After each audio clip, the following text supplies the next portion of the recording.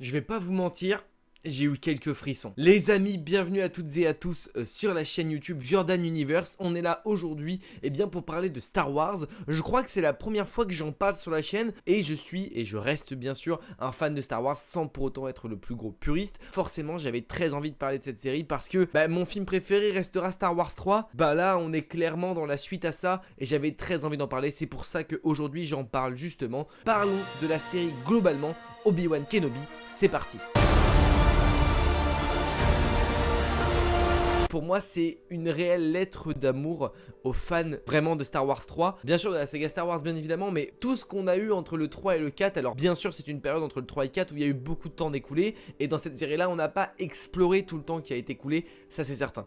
En revanche, on a exploré l'une des meilleures périodes, tout en laissant des questions tout de même. Alors je dirais pas que la série est parfaite, vraiment je pense que la série ne l'est pas. Il y a des épisodes qui m'ont un peu déçu, je vous avoue, des choses qui m'ont un peu déçu, mais dans la globalité de la série, je trouve que c'est génial. Et honnêtement, l'épisode 6, parce que bien évidemment on va en parler, l'épisode 6 m'a laissé des frissons, j'étais juste scotché, j'étais en mode... Waouh, ça fait trop plaisir. Il y a peut-être quand même quelque chose que je me dis, c'est que certaines choses arrivent peut-être tellement tard et que c'est peut-être un peu dommage, mais on en reviendra après. Globalement, Obi-Wan Kenobi, qu'est-ce que c'est? C'est l'après Anakin Skywalker. C'est-à-dire que on a le combat entre Obi-Wan et Anakin Skywalker sur Mustafar. On voit que c'est Obi-Wan qui remporte le combat et malheureusement il tue son ami. En plus d'être son padawan, Anakin était un ami pour Obi-Wan. Anakin est passé du côté obscur et c'est ce qui a fait qu'il y a eu un combat. Et d'ailleurs, ça c'est quelque chose qui nous a expliqué dans l'épisode 6 et je trouve ça juste génial.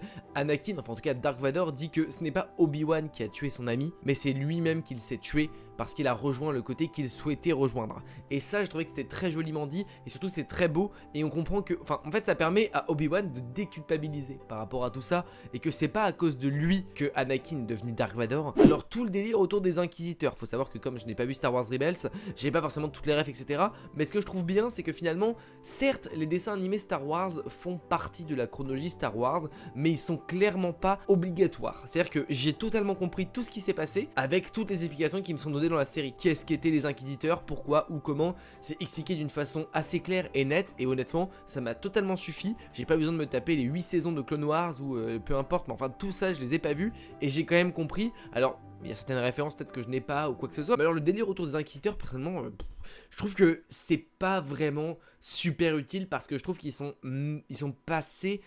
Alors peut-être pas dans les premiers épisodes, mais à partir du moment où Dark Vador rentre vraiment en compte dans la série, les Inquisiteurs passent au second plan de ouf. Mis à part l'épisode 1 ou 2, où vraiment les Inquisiteurs ont un gros rôle, et après on voit que c'est surtout Reva qui a un rôle assez cool. Le reste on s'en fout en fait, les Inquisiteurs n'ont pas vraiment un rôle énorme. Ils ont été là surtout pour les premiers épisodes. De mes souvenirs peut-être pas, mais je trouve qu'il n'y a pas vraiment de grosses incohérences par rapport à la suite. Parce que c'est assez délicat de faire une série qui se positionne entre deux trilogies. C'est pas forcément super évident parce que faut pas tout foirer parce que autrement on va pouvoir créer des incohérences et faut pas des incohérences. Et honnêtement je crois que ça a été plutôt bien retransmis. On a toutes les références dans l'épisode 6. Moi ça m'a donné des frissons lorsque Obi-Wan dit si jamais tu as besoin d'un homme fatigué, si tu as besoin d'un homme fatigué, et bien n'hésite pas à me contacter, une sorte de chose comme ça. Et ça fait référence directement bien sûr quand la princesse Leia lui envoie un message via R2D2 dans le Star Wars 4, et ça c'est très joli. On a la tenue aussi, la tenue justement qui ressort, et ça fait plaisir, le blaster. Et puis pareil le au revoir Obi-Wan, si je devais retenir surtout un épisode, forcément c'est le 6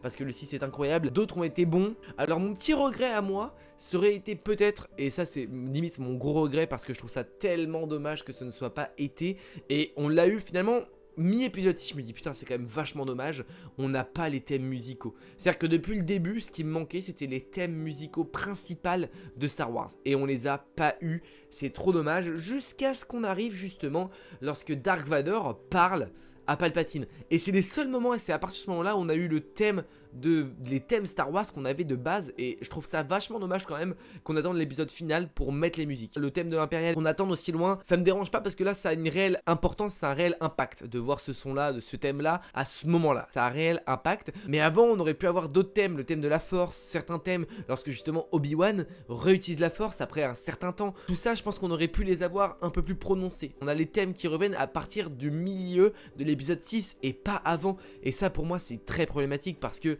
c'est ce qui fait la beauté de Star Wars. Les thèmes Star Wars sont géniaux et on a des choses qui sont vraiment top et pour moi ça manque. J'étais un petit peu aussi resté sur ma faim par rapport je crois à l'épisode 3, au premier affrontement entre Vador et Obi-Wan. En soi je me disais ouais pas ouf, il fuit et tout, mais en fait dans le fond c'est normal parce que le mec a été traumatisé parce qu'il a vécu ce côté enflammé, tout ça, lorsque Obi-Wan c'est à son tour de brûler. C'est très symbolique et c'est vraiment très beau. Là pour le coup j'ai adoré une rivalité qui s'est créée après l'épisode 3 qu'on n'a jamais exploré. On l'a jamais exploré parce que dans l'épisode 4 c'est Obi-Wan qui décède assez rapidement. Tout ce qu'on voulait on ne l'a jamais vu. On a cet affrontement entre Dark Vador, un vrai affrontement entre Vador et Obi-Wan et c'est le meilleur affrontement que j'ai vu. Alors il est pas très bien filmé, on n'a pas forcément les plans caméra, ça tremble un petit peu etc. Mais je pense que globalement c'est le problème de Disney pour le coup. Mais on a quand même un combat qui est magnifique, un combat qui fait vibrer, qui donne des frissons. Tu sais pas qui va remporter, dans tous les cas ce que tu sais c'est que ni l'un ni l'autre va mourir. Mais en tout cas il peut y avoir des impacts quand même et on a les impacts. On a justement le moment où Vador perd son casque parce que Obi-Wan le maîtrise totalement. On voit la maîtrise d'Obi-Wan, on voit le vrai Jedi qu'il est réellement au fond de lui. Tu vois vraiment que Vador perd et il a la défaite. Tu ressens la défaite et j'ai tellement aimé ce moment où le casque est brisé et tu vois mi-Dark Vador, mi-Anakin regarder Obi-Wan et ça c'est juste magique, c'est très beau, c'est super bien retranscrit et honnêtement ça fout des frissons et c'était le meilleur. Vraiment si je devais retenir un moment ce serait ça, le moment où Obi-Wan et Anakin, parce que c'est Anakin, se parlent après tant d'années, après tant de haine, tant de colère. Tu ressens la colère, tu ressens tout ça.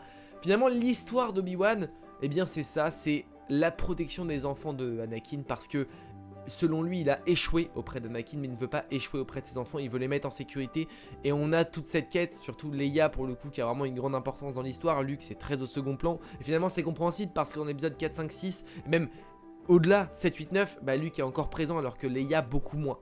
Donc ça nous expliquait que Leia on a un peu plus d'importance, on a justement cet impact. Mais les voir enfants, les voir justement cette évolution enfant qu'on n'avait pas eu dans les films d'après, bah c'est vraiment cool. On a tout le chemin de Leia et de Luke, on a tout leur chemin et ça c'est vraiment top pour le coup, j'ai beaucoup aimé. Je regrette pourquoi pas avoir une scène post-crédit avec pourquoi pas teaser la suite d'Obi-Wan. On peut avoir la saison 2 d'Obi-Wan avec justement le fantôme de Qui-Gon qui est enfin là, il a enfin réussi à avoir son fantôme. À voir pourquoi pas cette quête là justement le chemin qui lui reste ou avoir aussi la suite de Reva parce que Reva on ne sait pas du tout ce qu'elle devient. Globalement la série Obi-Wan Kenobi pour moi elle a une place importante dans mon cœur parce que c'est une production Star Wars qui est vraiment premièrement très jolie mais qui aussi déclare son amour par rapport à certaines choses. Alors tout n'est pas parfait, il y a des choses qui sont vraiment pas bonnes vraiment pour le coup, mais en vrai quand tu prends la globalité ça reste une bonne série, l'histoire est cool et ce qu'on développe c'est important et c'est super cool de développer ça. On a un Kenobi qui est présent sur 6 épisodes avec, tu passes de la peur à la force, tu revois